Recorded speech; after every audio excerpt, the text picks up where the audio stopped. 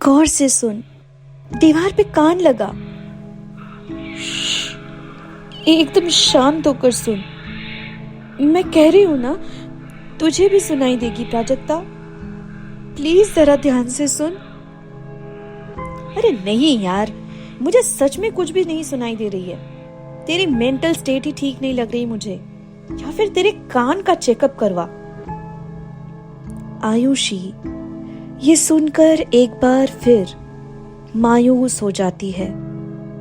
पहली बार नहीं था ये। इस तरह अब तक कुल मिलाकर 7-8 लोग इस बात की पुष्टि कर चुके थे कि आयुषी ही गलत है।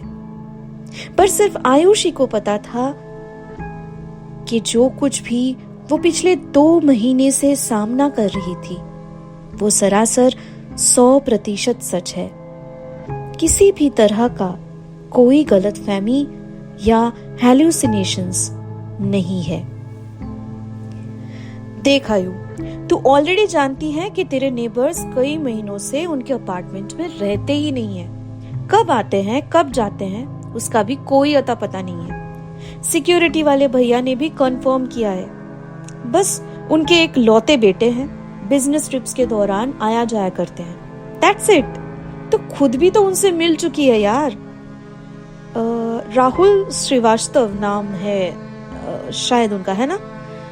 इसलिए आई एम डैम श्योर तेरा भ्रम है या किसी वजह से तू हाईली डिप्रेस्ड है। एक काम करते हैं, कल ना एक बार ईएनटी डॉक्टर का अपॉइंटमेंट फिक्स कर लेते हैं। डोंट वरी, मैं जाऊंगी तेरे साथ। चलेगी? थक गई हूं मैं डॉक्टर्स, साइकियाट्रिस्ट के चक्कर लगा के। कोई मेरी बातों का यकीन नहीं करता। आप तो एक बहुत बड़े ईएनटी स्पेशलिस्ट हो। प्राजक्ता का कहना था कि मुझे कोई हियरिंग प्रॉब्लम हो रही है। अब आप ही कहिए, मुझे बस अपने अपार्टमेंट में जाने के बाद ही मेरे नेबर्स के फ्लैट से यूं फुसफुसाने की आवाज क्यों आती है?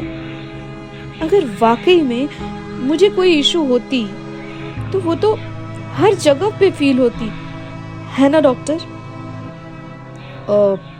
देखिए, आपके कानों में मुझे कोई इश्यूज नजर नहीं आए। बट एक काम कीजिए, आप जिन साइकियाट्रिस्ट को दिखा रही हैं उनसे जो भी मेडिटेशंस या एंटी डिप्रेशन टैबलेट्स के बारे में आपको कहा गया है उसको कंटिन्यू कीजिए। और मे भी 1-2 हफ्तों में आप खुद ही अपने आप में कुछ सुधार देख पाएंगी। अगर फिर भी ऐसा कुछ नहीं होता तो तब की तब सोच लेंगे। फिलहाल आप कोई ये सब टेंशन मत लीजिए। डॉक्टर के चेंबर से निकलकर सर झुकाए हुए आयुषी फुटपाथ से चले जा रही थी। प्राजक्ता ने आयुषी का मन हल्का करने के लिए कहा, यार एक काम करते हैं, इस वीकेंड में ना हम दोनों, तू और मैं, तेरे फ्लैट पे पार्टी का प्लान करते हैं। मैं मेन्यू डिसाइड करूंगी एज यूजुअल, और तू मूवीज और म्यूजिक का देख लेना। चल अब तो मुस्कुरा दे यार।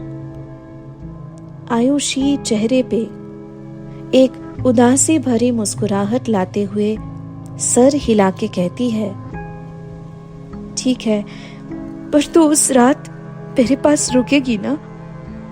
बहाना करके भाग तो नहीं जाएगी?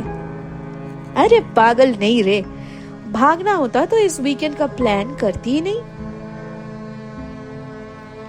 कब से बेल बजा रही, कॉल्स भी किए, तू कर क्या रही थी आयु? वो दरअसल मैं किचन में थी और फोन साइलेंट मोड में था, सो मुझे सुनाई नहीं दिया। सॉरी, आजा अंदर। अब बे तू क्यों सॉरी बोल रही? सॉरी तो मुझे कहनी चाहिए थी। मैं ही लेट आई हूँ यार। 7 बजे आने वाली थी और इस ट्रैफिक की वजह से 8:30 बज गए। आयुषी हंसते हुए कहती है, कोई बात नहीं, अभी तो पूरी रात बाकी है। मैं कहाँ भागे जा रही हूँ। So tasty. वाओ आयु, डिलीशियस। क्या खाना बनाती है यार तू, मजा आ गया। वैसे कभी कभी ना मेरा मन करता है मैं तेरे यहाँ ही शिफ्ट हो जाऊं, पर तेरे पेरेंट्स कभी भी आते जाते रहते हैं तो उनके रहने में इश्यूज क्रिएट हो सकता है, यही सोचकर ना कंफ्यूज्ड हो जाती हूँ। पर हाँ, मैं नोटिस कर रही हूँ कि अंकल आंटी काफी टाइम से तेरे यहाँ नहीं आए, ऐसा क्यों? वो सब छोड़, तू बैठ, मैं अभी आई, किचन में थोड़ा काम रह गया है। इतना कहकर आयुषी वहां से निकल जाती है। प्राजक्ता भी उठकर बैल्कनी की तरफ थोड़ा टहलने के लिए चली जाती है। गुनगुनाते हुए आसपास में फैली हुई रोशनी को देखे जा रही थी प्राजक्ता। ठीक तभी अचानक से कुछ ऐसा होता है जिससे उसके रोंगटे खड़े हो जाते हैं। आहिस्ता बोलो, कोई सुन लेगा। अगर इस बारे में किसी को भनक भी लग गई ना तो मैं तुम्हें जिंदा नहीं छोड़ूंगा। इस सोसाइटी में मेरी एक रेप्यूटेशन है। तो हेल विथ योर रेप्यूटेशन, ये सब तुम्हें पहले सोचना चाहिए था। मुझे अब और कुछ भी नहीं सुननी। बस तुम्हें मुझसे अब किसी भी कीमत पे शादी करनी ही पड़ेगी, वरना मैं सबको बता दूंगी कि तुम्हारे क्या क्या करतूत है। प्राजक्ता आयुषी को आवाज लगाने ही वाली होती है कि तभी आयुषी एकदम से उसके पास आकर कहती है, कहा था ना मैंने तुझे, कोई फायदा नहीं हो रहा। मुझे फिर से उन लोगों की फुसफुसाहट सुनाई दे रही है। अब तू ही बता, मैं किसके पास जाऊं जो मेरी इस उलझन को सुलझा सके। तुझे अब किसी के पास जाने की कोई जरूरत नहीं है। मैं तुझ पे यकीन करती हूँ क्योंकि मैंने खुद आज तेरी बातों की सच्चाई अपने कानों से सुनी है। Let me handle this. मैं अभी आई, तू बस दरवाजे पे मेरा इंतजार कर, ठीक है? हिलना मत यहां से। इतना बोलकर दौड़ते हुए लिफ्ट से नीचे उतर जाती है प्राजक्ता। बस कुछ ही मिनटों में अपने साथ वो सिक्योरिटी और सोसाइटी के सेक्रेटरी मयूक अंकल को साथ में लेकर वापस आ जाती है। आयुषी और प्राजक्ता के साथ साथ सिक्योरिटी गार्ड भी बहुत उत्सुकता से उस पड़ोस वाली फ्लैट के दरवाजे का खुलने का इंतजार करने लगे। पर जैसे ही वो दरवाजा खुला तो उन सब के नाक अपने आप सिकुड़ गए। एक अजीब सी बू आ रही थी। ताज्जुब की बात ये थी कि कमरे में एसी चल रही थी। ये स्मेल कैसी है अंकल? प्राजक्ता के कहने पर मयूक जी बोले, यहां तो कुछ समझ नहीं आ रहा।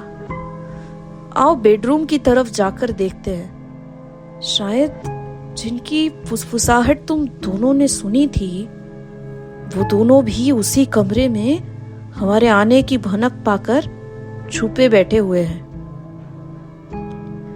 दबे पांव वो चारों बेडरूम के आगे आकर जैसे ही खड़े होते हैं तो उनके पैरों तले मानो जमीन खिसक जाती है। उनकी आंखों को यकीन ही नहीं हो रहा था कि ऐसा कोई नजारा वो वाकई में देख रहे थे। बिस्तर के ठीक बीचों बीच एक कंकाल पड़ी हुई थी।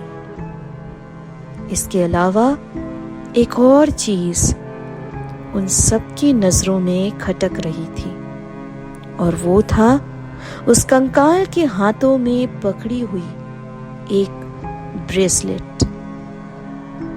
ये तो राहुल की ब्रेसलेट है जो मैंने ही उसे गिफ्ट की थी उसके लास्ट बर्थडे पे। पर ये कंकाल तो किसी लड़की का लग रहा।